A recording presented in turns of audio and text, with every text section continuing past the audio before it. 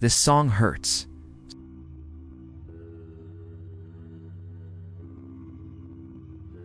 We've all done it. You're heartbroken, lonely, or just empty. And instead of turning on something happy, you play the saddest song you know. And for some reason, it helps. At first glance, it doesn't make sense. Why would we willingly put ourselves through pain?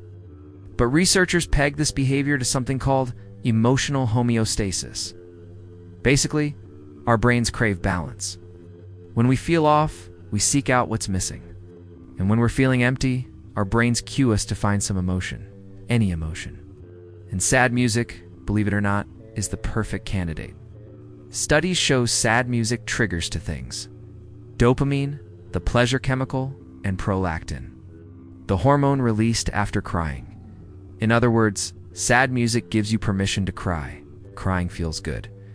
Seriously, there are actual benefits to shedding a tear or two. Releases tension, burns stress, hormones, and connects us to others. Music is the perfect witness to our private shame. It's always there for us. It never judges. And it lets us unload all the feelings we keep bottled up. Sad music gives us permission to let go. But that's not the only reason we turn to sad music when we're feeling blue. Let's talk about the 3 types of sad music listeners. And which one are you? 1. The nostalgic. Have you ever heard a song that instantly transported you back to a specific moment in time? Maybe it was the first dance at your senior prom or driving around with your best friends in the summer before college. For nostalgic listeners, music isn't just hearing notes in a specific order, it's reliving a memory. And memories are powerful. They connect us to people, places, and things from our past. And they help us make sense of who we are today. Our memories become part of our identity, and we use them to understand our present. When we reminisce, we tend to focus on the positive memories, but remembering these moments isn't always easy. Sometimes a certain song or smell will randomly trigger a memory, and sometimes we need a little help. Enter sad music. Have you ever been listening to a sad song and thought, yeah, that was a good time? Well, you're not alone. Research shows that sad music actually increases positive reminiscence. In other words, we use sad music to remember good times. For example, in one study, researchers found that older adults were more likely to recall positive memories when listening to sad music. Another study found that sad music increased neural activity in regions of the brain associated with positive emotions. So if you're a nostalgic listener and you love putting on old mixtapes or singing along to your favorite angsty emo songs, researchers say that reminiscing is healthy.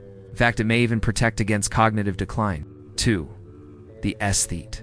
Ever heard a sad song and thought, that's beautiful? Well, that's not just polite conversation. You're actually onto something. I think sad music has a special kind of beauty.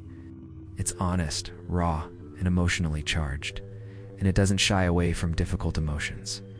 It embraces them. This aesthetic quality is what makes sad music so appealing to a lot of people. The aesthetic listener doesn't just hear the notes and lyrics, they interpret them. They analyze the meaning behind the words and the emotions conveyed by the melody, and they appreciate the artistic expression of the song. These listeners often have a deep connection to music. They see it as more than just entertainment. They see it as a form of art, and they're willing to sit with the discomfort to experience the beauty. In fact, some research suggests that people who appreciate sad music are actually more sensitive to negative emotions. And that might sound like a bad thing, but being more sensitive also means being more empathetic and more creative. So if you're an aesthetic listener and you find beauty in sad music, don't worry, you're not broken. You're actually pretty awesome. 3. The purger. Okay, this is the type of person who listens to sad music, turns off all the lights, puts on their favorite comfy sweater, grabs a couple of tissues, and cries until they fall asleep. This is called cathartic release, and it's exactly what it sounds like. Cathartic release is when we intentionally put ourselves in a situation where we can cry. And no, we do mean crying into your pillow. Because you didn't get that promotion you wanted or because your crush said no to prom. We're talking about crying because it feels good. In psychology, crying is considered a basic emotion, right alongside happiness, anger, fear, disgust, and surprise.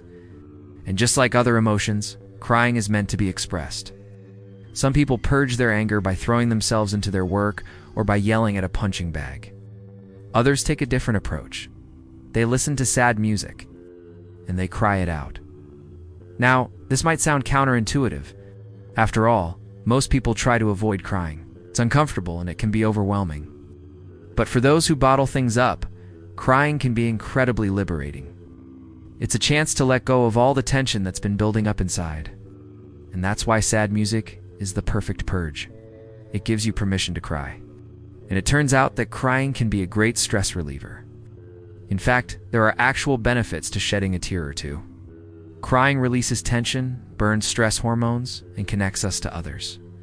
Music is the perfect witness to our private shame. It's always there for us. It never judges. And it lets us unload all the feelings we keep bottled up.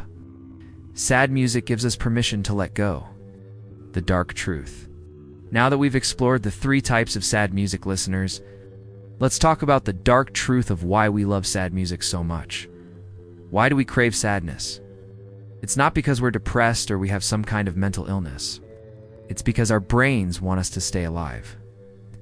Sadness is a natural human emotion, something we all experience from the day we're born until the day we die.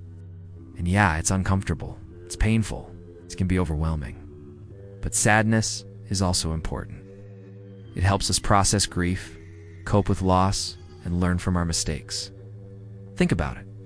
When you listen to a sad song, you're learning how to feel a difficult emotion without harming yourself or anyone else. You're developing the ability to experience pain without breaking. And that's an important skill for life. The world is full of pain.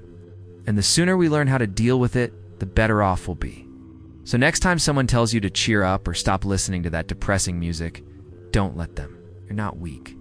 You're learning how to bend without breaking. Call to emotion. So go ahead, play it one more time. Put on that sad song that makes you want to cry. Let the tears flow and let the healing begin.